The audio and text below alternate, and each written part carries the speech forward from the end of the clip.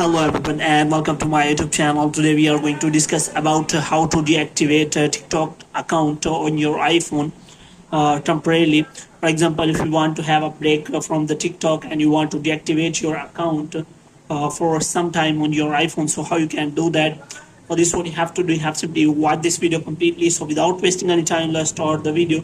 So first of all, what you have to do, you have simply uh, make sure that you are connected to a proper Wi-Fi and internet connection. And after that, what you have to do next is you have to simply go to settings, and here you have to go to general, and after that you have to scroll it down until you find the option of transfer or reset iPhone. And here you have to click on reset, and you have to reset all of your network settings. And after that you have to go back, and here you have to open the app store here. So in app store you have to simply search for the TikTok app, and you have to make sure that it is not showing any kind of update. And if it is showing any kind of update, then you have to simply update the app. And after updating the app, you have to simply open the TikTok app, and after opening you have to click on profile here. So in profile you have to click on three lines here. So here you will find the option of settings and privacy. So after that, what you have to do, you have to simply look for account option. So in account option you will find the option of deactivate or delete account.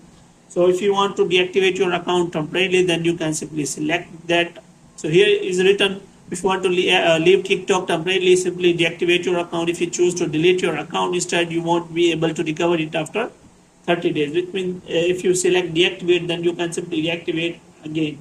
But if you select delete your account permanently, then your account will be deleted after 30 days if you do not log in back your account.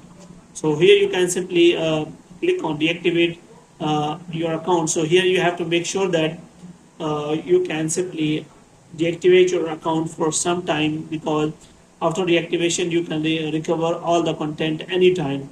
So in this way you can simply deactivate your account for some time, so without any problems. So hope you have liked this video. If you get more videos like these, you can subscribe our channel.